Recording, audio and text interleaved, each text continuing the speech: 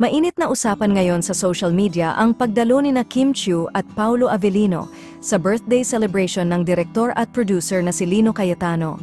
Ang intimate gathering ay dinaluhan ng ilang malalapit na kaibigan at kasamahan sa industriya, kabilang ang mga bigating artista at personalidad.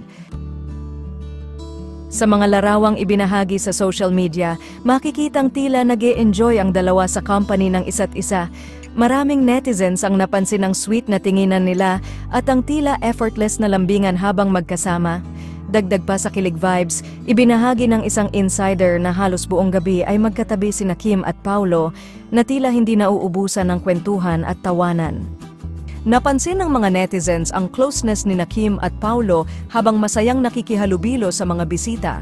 Bagamat parehong kilala ang dalawa bilang mga profesional sa kanilang trabaho, marami ang hindi napigilang kiligin sa mga candid na larawan at video nila na ibinahagi ng mga dumalo sa party.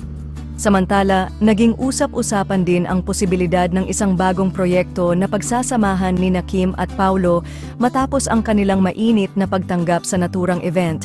Bagamat walang opisyal na pahayag tungkol dito, marami ang umaasang magkakaroon sila ng pagkakataon na magsama muli sa isang teleserye o pelikula.